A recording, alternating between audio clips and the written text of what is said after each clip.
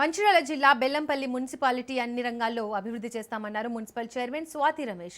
తాగునీరు, డ్రైనేజీ సమస్యలను పరిష్కరిస్తామన్నారు. బెల్లంపల్లి పట్టణ ప్రజలకు గోదావరి నీరును అందిస్తామంటున్న బెల్లంపల్లి మున్సిపల్ చైర్మన్ స్వాతి రమేష్తో మా ప్రతినిధి Arun Kumar face to face.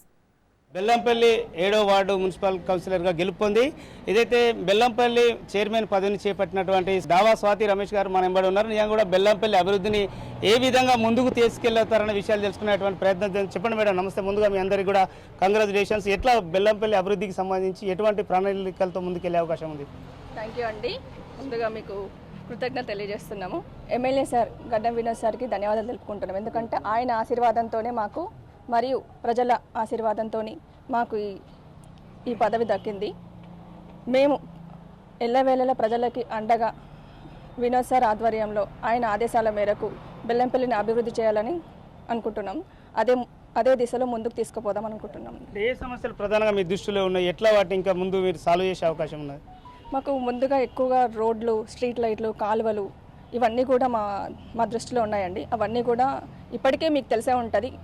సుమారు 20 కోట్ల నిధులతోనే మనకి బెల్లంపల్లి అభివృద్ధి దిశలో వెళ్తూ ఉంది. అట్లానే మంచిర్యాల నుంచి వెళ్ళి బెల్లంపల్లికి మంచినీటి సౌకర్యం కూడా కలుగుతూ ఉంది. అదేవిధంగా ఇంకా ముందుకు తీసుకెళ్దామని అనుకుంటున్నాం. ప్రధానంగా డ్రైనేజీ, వాటర్ సమస్య ప్రధాన సమస్య బెల్లంపల్లి మున్సిపాలిటీలో. వాటిని ఎట్లా సాల్వ్ అవుతారు? గత ప్రభుత్వాలు అయితే సాల్వ్ చేయలేదన్న విషయం అందరికీ తెలిసిందే. కానీ అంటే మీరు కొత్తగా బాధ్యతలు చేపట్టింది, ఎట్లా దాన్ని ముందుకు తీసుకెళ్తారు? ఈ ప్రజలకు ఎట్లా దాన్ని దాహం తీర్చేటువంటి ప్రయత్నం చేస్తారు? బెల్లంపల్లి ప్రాజెక్టు ద్వారా నుంచి మేము ప్రజలకి మంచినీటి సౌకర్యం కల్పిద్దాం అనుకుంటున్నామండి. ఎమ్మెల్యే గారి ఆదేశాల మేరకు అన్నీ కూడా ఒకటి తర్వాత ఒకటిగా మెల్లిమెల్లిగా ప్రతిదీ కూడా మేము అభివృద్ధిలోకి తీసుకెళ్దాం అనుకుంటున్నాం. ముఖ్యంగా రోడ్డు సమస్య ప్రధాన సమస్య.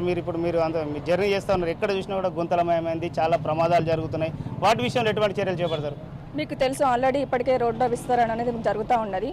ఆ విధంగా మనం ప్రతిదీ కూడా గల్లీకి కూడా మంచి రోడ్డు వేసుకుంటూ వెళ్తూ అట్లనే స్ట్రీట్ లైట్లు కూడా పెట్టిస్తూ అభివృద్ధిలోకి తీసుకొద్దాం అనుకుంటున్నాం సార్. రోడ్ల విస్తరణకై సుమారు 10 కోట్ల రూపాయల నిధులతోని మనకి అట్లా రోడ్లు వేయడం జరుగుతూ ఉంది. మీకు అందరు చూస్తూనే ఉన్నారు. అండ్ ఇంకొకటి, ఉన్నత విద్య కోసం, పేద ప్రజల కోసం 200 కోట్ల రూపాయలతో ఇంటిగ్రేటెడ్ స్కూల్ ఓపెనింగ్ ప్రారంభించడం జరిగింది. అది కూడా పేద ప్రజలందరికీ కూడా ఉపయోగపడుతుంది.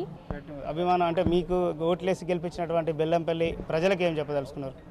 వారికి నేను ఏం చెప్పినా తక్కువే. ప్రజల ఆశీర్వాదం ఎల్లవేళలా నా పైన ఉండాలని మనస్ఫూర్తిగా కోరుకుంటున్నాను. వారి ఆశీర్వాదంతో నేను ఇక్కడున్నా. వాళ్ళని ఎప్పటికీ మర్చిపోను. వాళ్ళకి నా జీవితాంతం రుణపడి ఉంటానని తెలియజేసుకుంటున్నాను.